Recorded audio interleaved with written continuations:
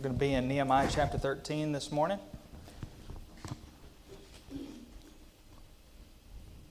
Because this is the last lesson of this quarter and study of Ezra and Nehemiah.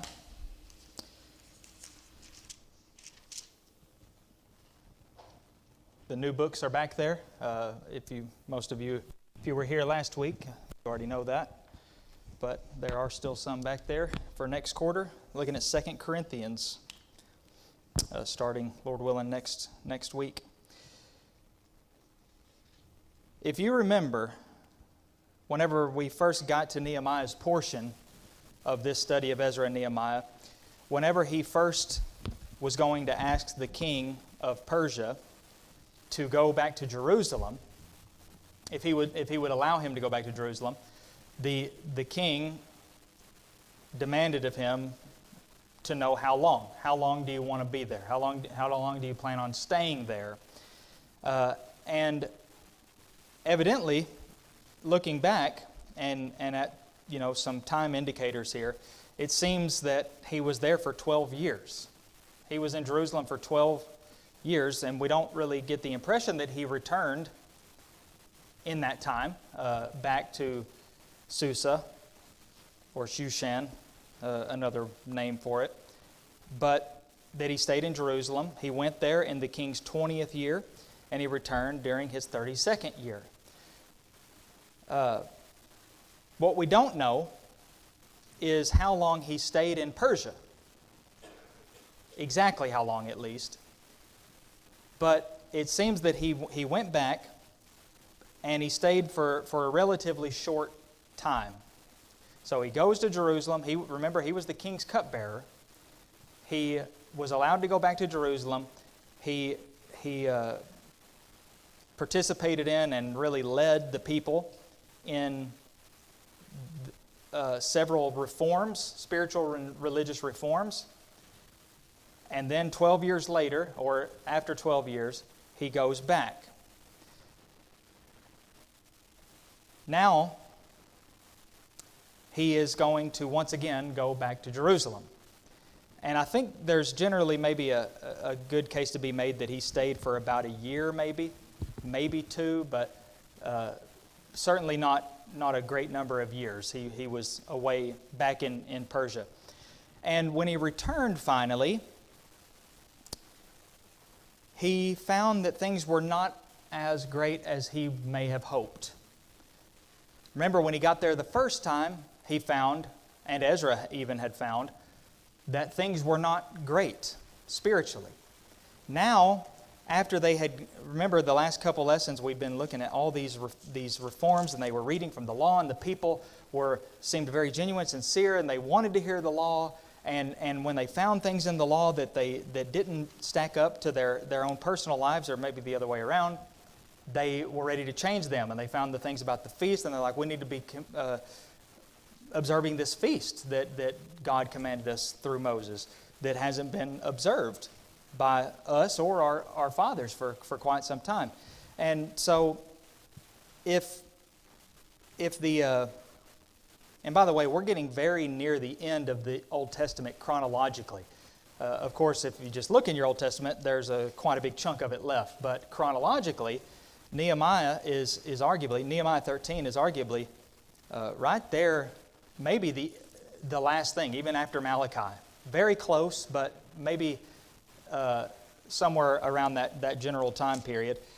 But if it ended after some of the lessons we've just looked at in the last couple of weeks, that would have been a pretty happy ending. Pretty good. Things were looking good for the first time in a long time. Sadly, though, whenever Nehemiah got there, it was not great. It was not so good. Already, even after just a year or so, a relatively short period of time, he gets back and he finds that the people were living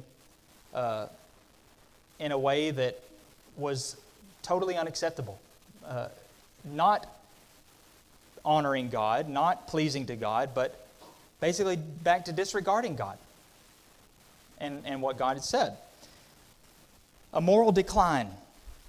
Maybe it had something to do with Nehemiah's not being there. Sometimes That can happen, sadly. We understand it with children. In a classroom setting, maybe, when the teacher leaves the room, you know what's going to happen. It's all going to break loose, pretty much no matter what. Maybe when Nehemiah left, they started to dwindle spiritually. They started to maybe stopped seeing the importance of some things and being swayed by other things. Did they even expect him to come back? We don't know. But what we do know is it's almost right back to where it started when Nehemiah arrived and when Ezra arrived, for that matter. They didn't have strong leadership, and in the absence of that strong leadership, the people just sort of faded back into their former ways. The priests should have been those who were able to direct the people in the way Nehemiah had. They had a great example in Nehemiah. They should have been able to take his lead and his example.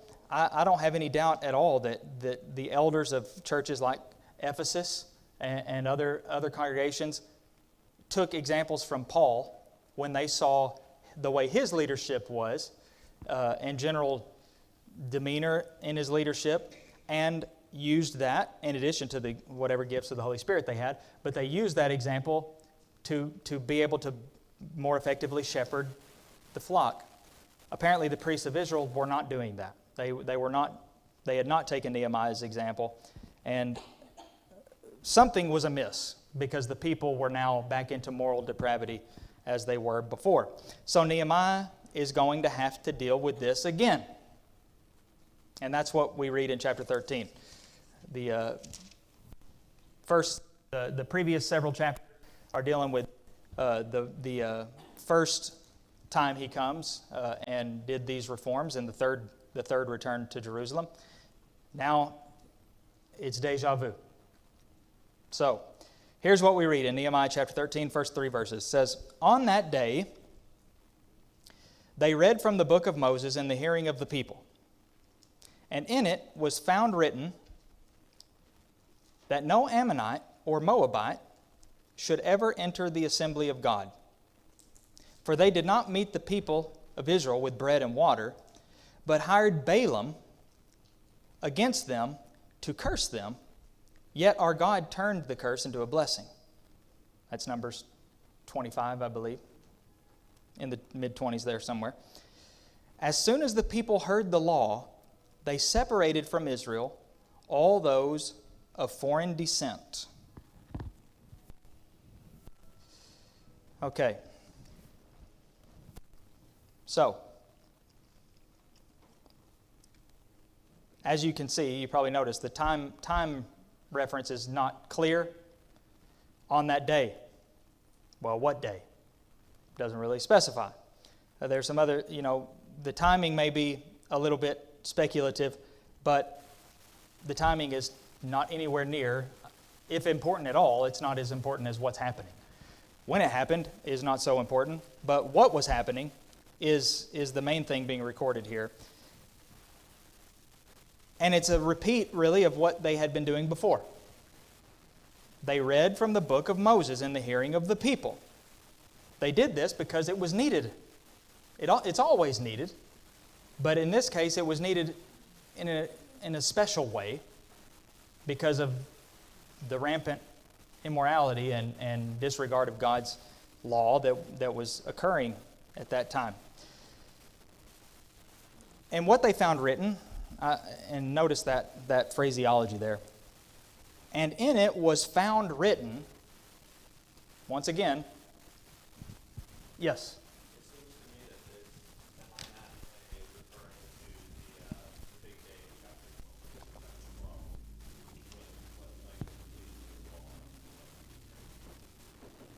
Okay, maybe that would mean there's no time in between at all. Well, no, because then later it says that during all this time I was on, during all this time I was on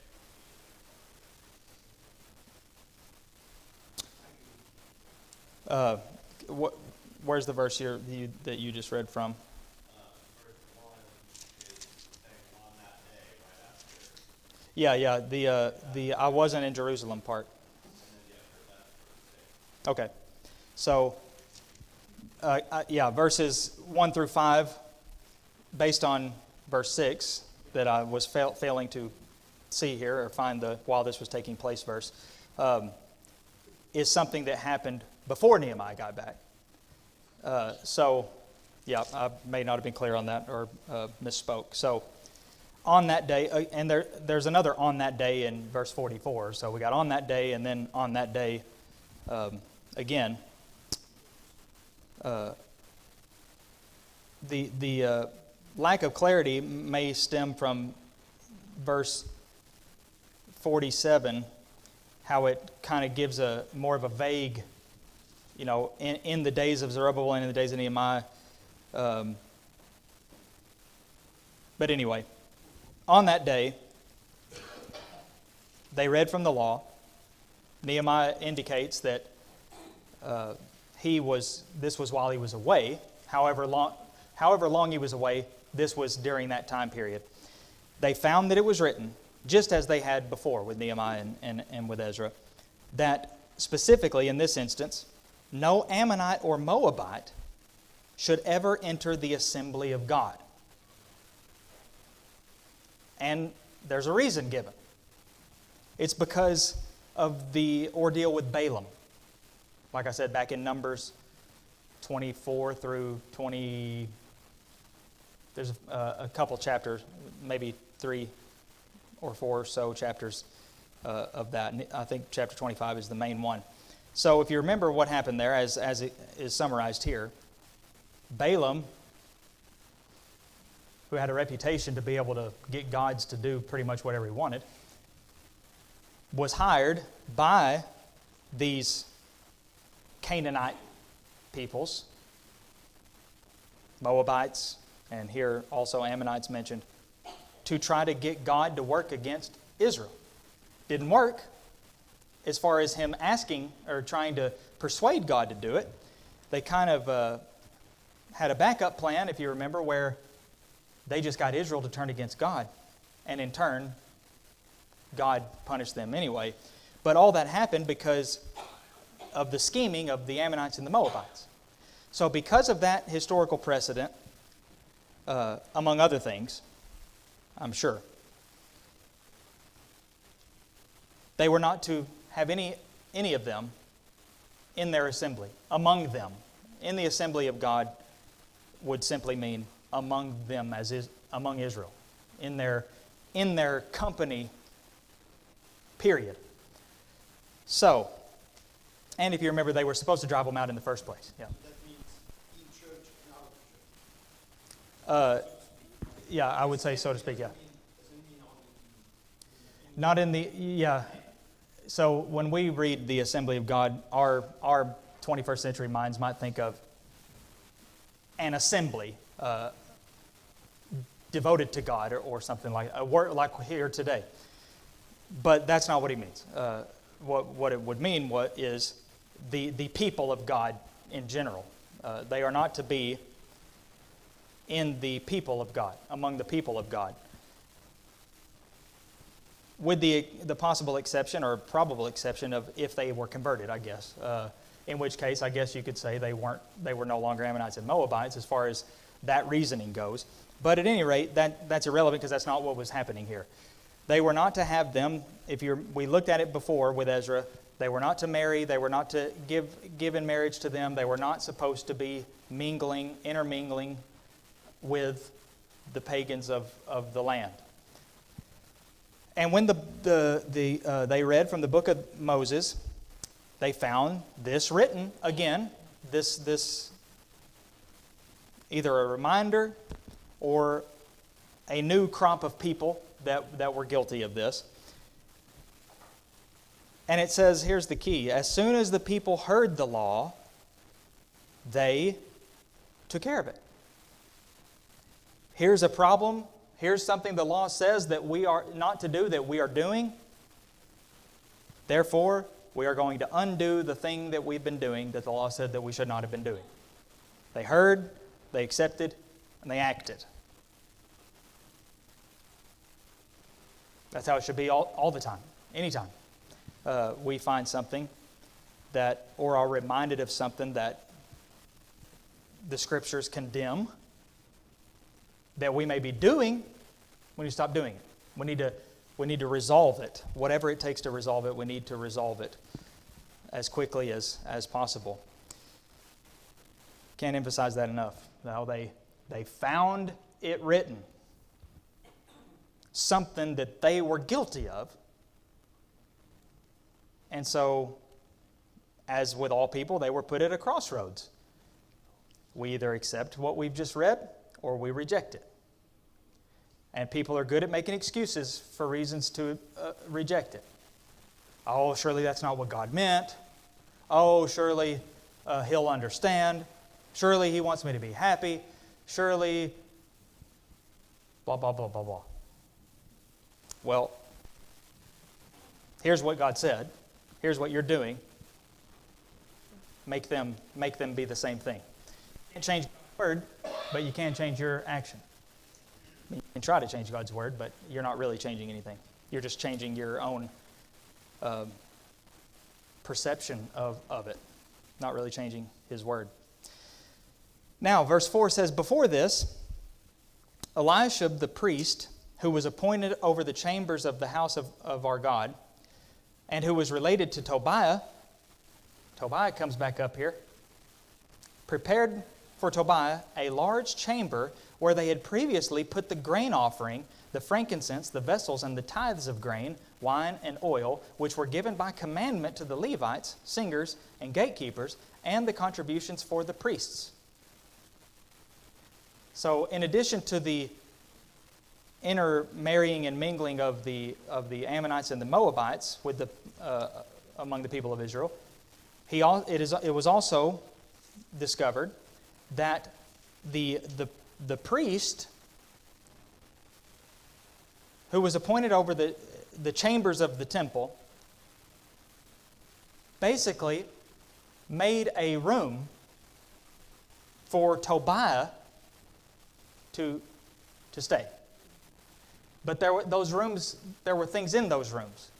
And the things in those rooms were not the result of just, hoarding things that should have been thrown away.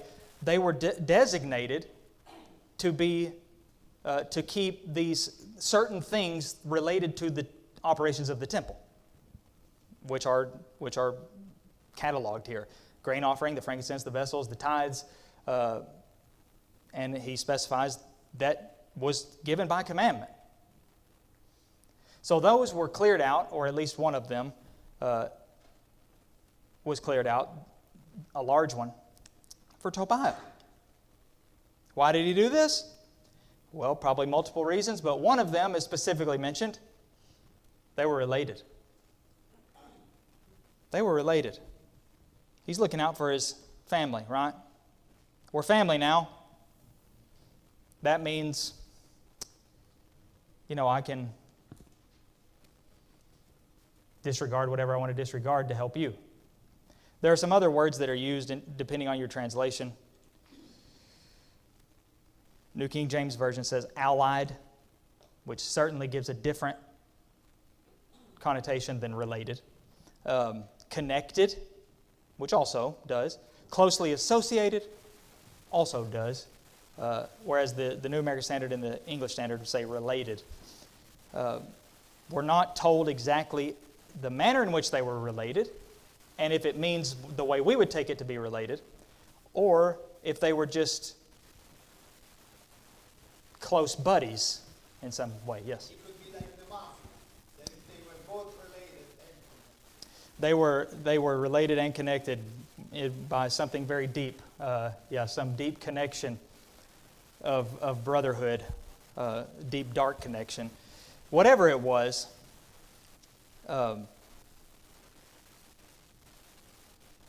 they had some sort of connection, some sort of bond, which should have been irrelevant. That shouldn't have made any difference whatsoever. But apparently it was close enough and strong enough that the priest here felt like this was a justifiable thing to do. And it may not seem like a big deal to us, but we'll see how big of a deal it was to Nehemiah. So here, verse 6 then, as we alluded to a second ago, while this was taking place, I was not in Jerusalem, for in the 32nd year of Artaxerxes, king of Babylon, I went to the king. So there's Nehemiah's reference to, I went back. Now, as we noticed, and I failed to make clear, we weren't even told yet that he was gone. Now, after he records the things that were happening, he informs us that he had been gone while this was taking place. And after some time, very vague reference there, he says, I went, after some time, I asked leave of the king and came to Jerusalem, came back. And I then discovered the evil that Eliashib had done for Tobiah, preparing for him a chamber in the courts of the house of God. Now, I guess the personhood of Tobiah plays a role in this. He would have been somebody who had no business being anywhere connected at all, but especially having a chamber in the house of God. So Nehemiah uses the word evil. And that is a word that, in my opinion, we do not throw around lightly today. We would probably reserve evil as a word to describe only the most extreme forms of what we would call wickedness or sin. And wicked too. We wouldn't call it wicked. People in general have a way of categorizing things. And, okay, maybe you don't agree with what they did, but can you really say it's evil? Is what they're doing evil?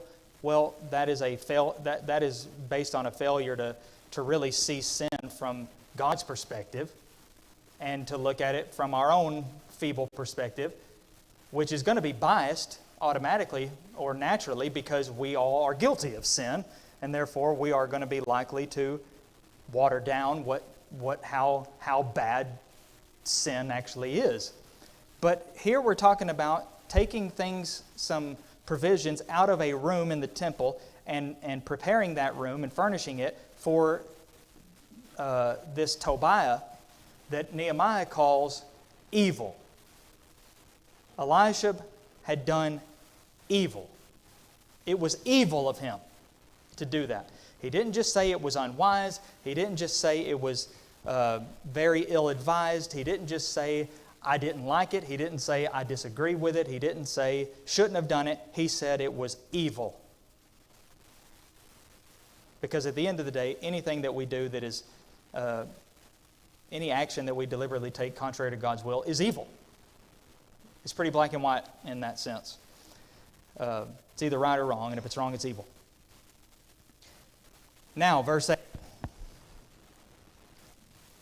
And I was very angry, and I threw all the household furniture of Tobiah out of the chamber. Then I gave orders and chambers, and I brought back there the vessels of the house of God with the grain offering and the frankincense. So, Nehemiah gets here. He finds out, first of all, about this ordeal with the temple, that room, the chamber in the temple. This Eliashib had totally abused his authority over the chambers of the house of God for this foreigner. Now he says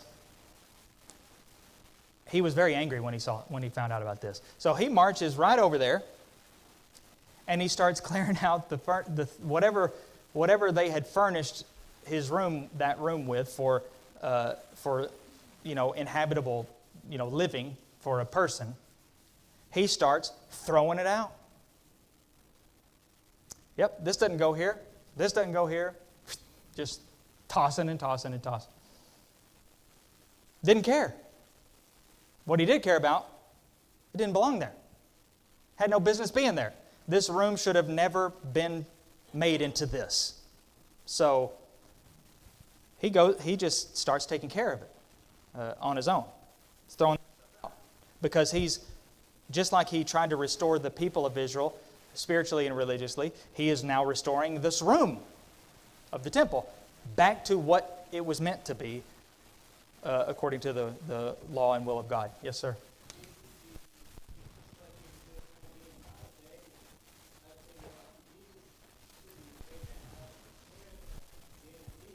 Yeah.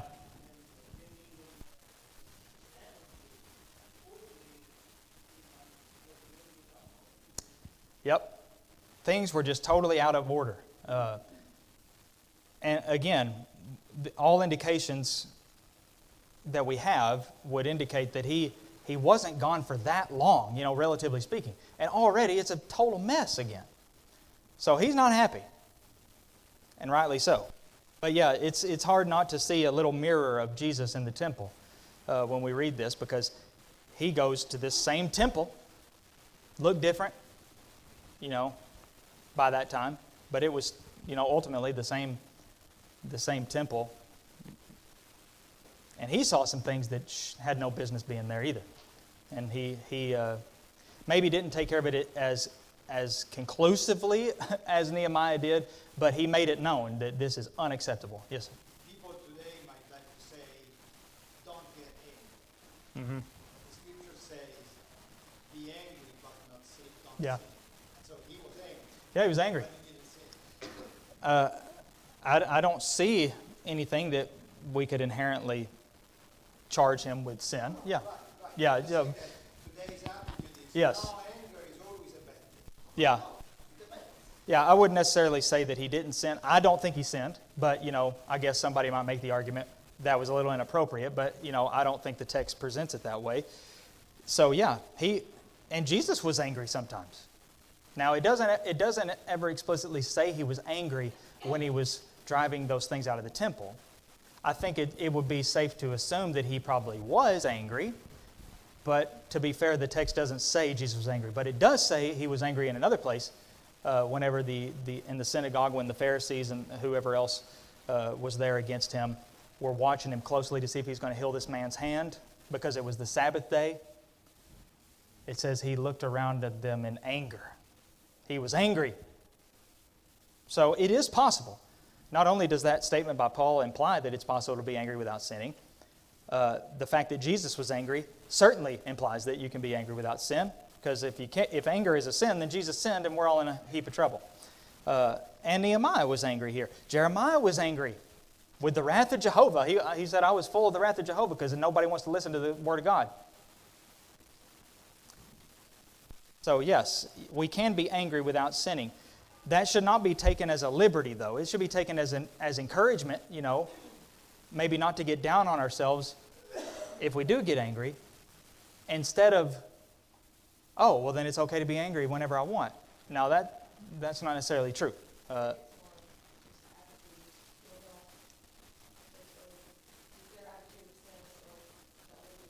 Yeah. Yeah, I think God would rather us be angry about sin than to be whatever, at peace, totally zen about sin, Well,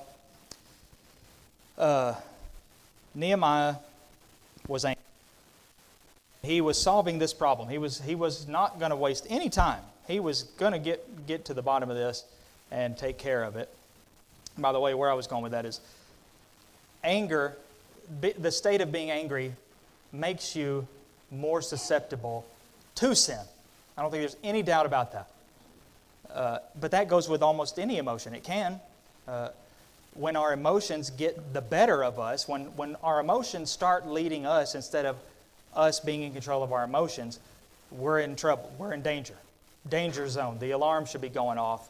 Of course, they rarely do in the heat of the moment, but we should get ourselves trained enough to where we know. And we should also, I think, question whether our anger is justified when we are angry. That's kind of what God did with Jonah. Jonah was angry, and God said, should you really be angry? What are you angry about? What are you mad about? Is it okay? Is your anger justified? Of course, Jonah thought it totally was justified, and he wasn't afraid to tell God that. But still, that was a valid question. Should you really be angry? I mean, think about what you're angry about, and should you be angry? I think we could do that for ourselves as well. Should I be angry about this? and do whatever we can, as Paul says in the rest of that verse, to de-escalate our anger. But ultimately, make sure you don't sin. Don't let your anger lead you into sin. And then, ideally, take care of it as quickly as possible. Nehemiah was in a way taking care of it as quickly as possible because, like we said, he wasn't waiting any amount of time. He was done. He was not going to wait for a meeting. He was not going to wait for permission by somebody. He was just going in there and throwing that stuff out. He didn't care what Elijah was going to think when he saw it, assuming he wasn't even there.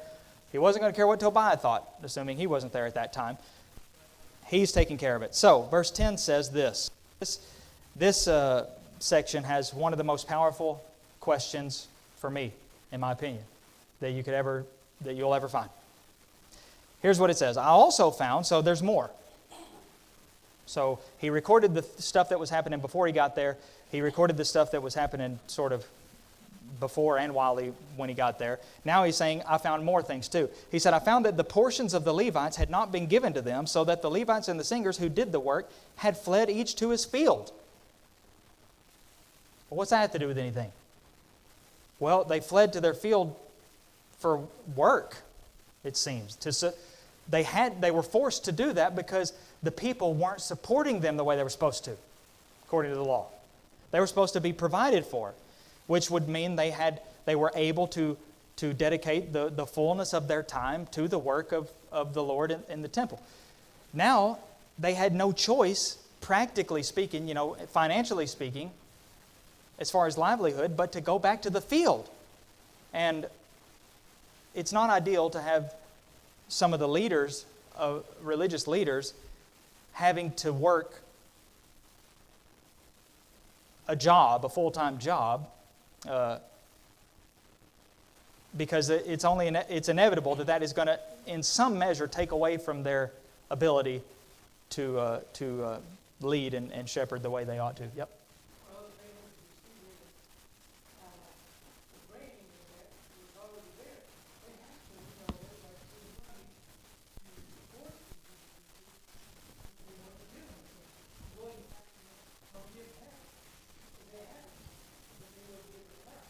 Yeah. Yeah. Well, I think some of the stuff that they already had was for the offerings, but still, there were whatever provisions they were supposed to give them, they weren't giving them. They weren't distributing to them. And here's the big question. Here's what Nehemiah found wrong. Here's what he did. So I confronted the officials. All down through this, you'll see Nehemiah says he discovered what the problem was, and immediately he says, here's what I did about it. Every time. Found this wrong, here's what I did about it. Found this wrong, did this. Found this wrong, did this.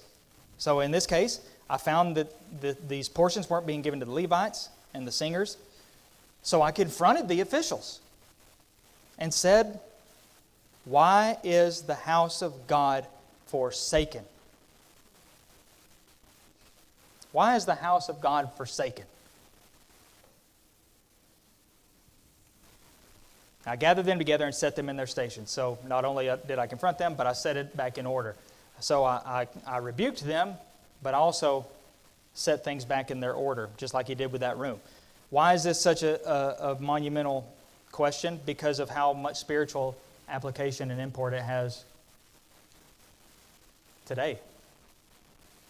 He's talking physically. He's talking about the physical house of God, the temple, and he's talking about the fact that it was physically, I guess partially physically, but in a lot of ways in the physical sense, forsaken. It was not being upheld and structured and organized and carried out the way that it was meant to. So it was forsaken. But I think that same question could be asked today in a spiritual sense. The house of God, the church, why is the house of God forsaken? Look at it. We may talk about how it's falling apart, and fewer and fewer people are believing, and fewer people are faithful and whatnot. Well, what am I doing about it? Am I doing anything? Am I being faithful? That's the first thing. Do I have any right to be talking about that? Why is the house of God forsaken? There are things that surely we can do to help, just like the lesson from building the temple and Haggai coming in and saying, why is the house of God still a pile of rubble? Get to work. Now Nehemiah, kind of full circle, why is the house of God forsaken? Get this thing together. Stop neglecting the house of God. Stop abusing it. So he sets them, gathers them, sets them in their proper station, how it should have been. Verse 12 says, Then all Judah brought grain, wine, and oil into the storehouses, and I appointed as treasurers over the storehouses Shelemiah the priest, Zadok, Pedaiah, their assistant Hanan, the son of Zachar, son of Mattaniah, for they were considered reliable, and their duty was to distribute to their brothers. So now he's restoring this and some trustworthy, reliable men who would make sure that this doesn't happen again, but that it will proceed as intended. Now Nehemiah says to God, Remember me, O my God, concerning this, and do not wipe out my good deeds that I've done for the house of my God and for His service. Remember me. Remember these things I've done. Well, I think we all know and have faith that God most certainly remembers them. He knew of them, and He remembered them, and He will always remember them. But it's not done yet. He's found some more things wrong. The Sabbath was being violated. He said, In those days I saw in Judah people treading wine presses on the Sabbath, bringing in heaps of grain and loading them on donkeys, and also wine, grapes, figs, and all kinds of loads, which they brought into Jerusalem on the Sabbath day. And I warned them on the day when they sold food. So here again, see that pattern? I saw that this was happening, so here's what I did. I warned them. I told them, you better stop. You should not be doing this. This is wrong. He said, Tyrians also, who lived in the city, brought in fish and all kinds of goods and sold them on the Sabbath to the people of Judah in Jerusalem itself. So guess what? Then I confronted them. I confronted the nobles and said to them, What is this evil thing? There he goes again, throwing around the E word. Evil. Profaning the Sabbath day. You're telling me, let's go back and read what he said they did. They were they were treading wine presses on the Sabbath, bringing in heaps of grain, loading them on donkeys, wine, grapes, figs, and all kinds of loads that were brought into Jerusalem on the Sabbath day. Evil? Really? Who's being hurt by this? Who are they hurting? Are they taking advantage of the poor? Are they stealing from people? Are they killing people? Are they committing adultery with people? Then really evil? Yeah, evil. It's evil. It's evil for the same reason that what the priest did for Tobiah in that room of the temple was evil, and it's evil for the same reason that all sin is evil. Yes, sir.